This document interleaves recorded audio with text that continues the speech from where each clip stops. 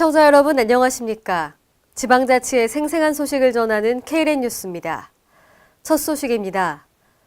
5개 광고물 관련법 시행령에 따라 지정 게시대 외에는 광고물이 금지되어 있음에도 불구하고 무분별하게 게시되어 도시 미관을 저해한다는 지적이 제기되고 있습니다.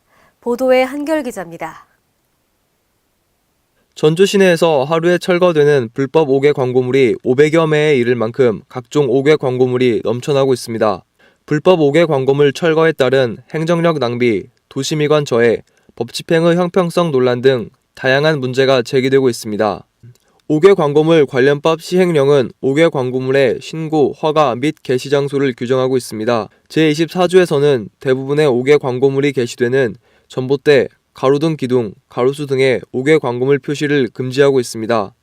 5개 광고물 관련법은 관혼상제, 학교 행사, 종기호식 및 단체와 개인의 정치활동, 노동운동의 행사를 목적으로 하는 경우 30일에 한하여 허가, 신고 등의 절차 없이 게시를 허용하고 있습니다.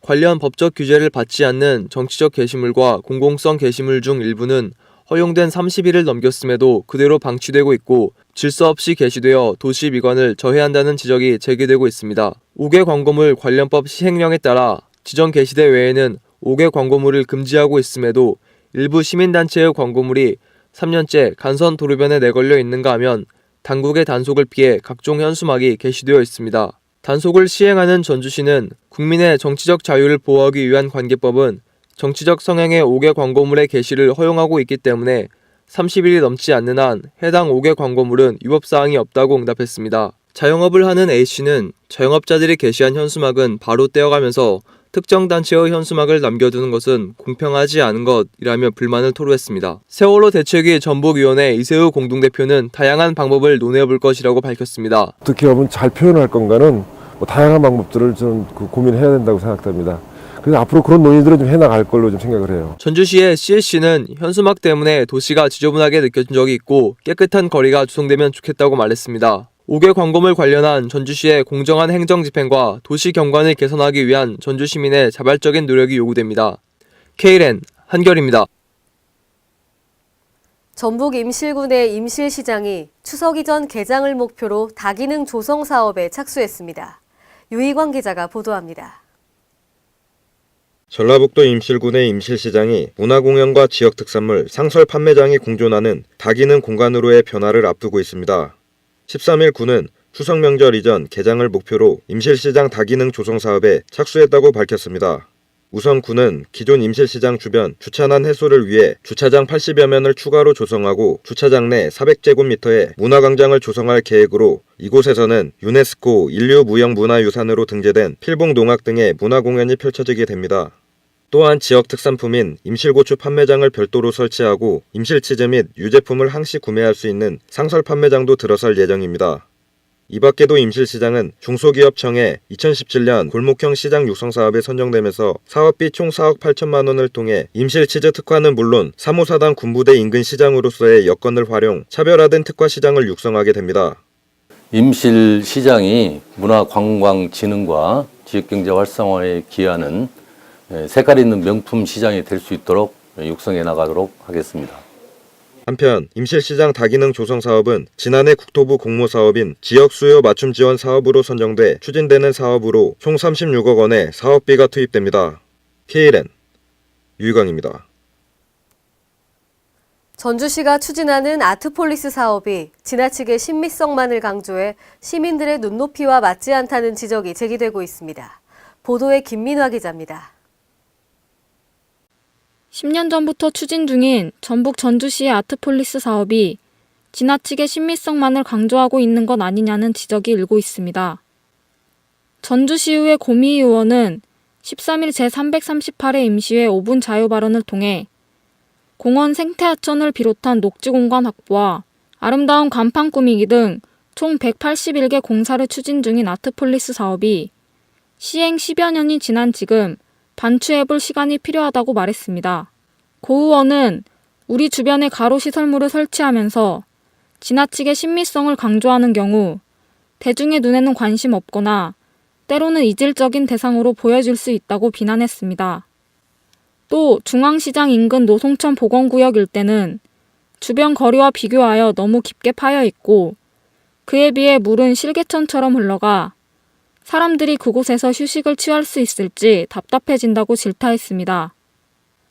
특히 태평공원은 주변이 막혀 있고 바닥 전체가 석재로 덮여 있어 지나치게 인위적이기 때문에 주민들이 거의 찾지 않는 곳이 되었다고 말했습니다.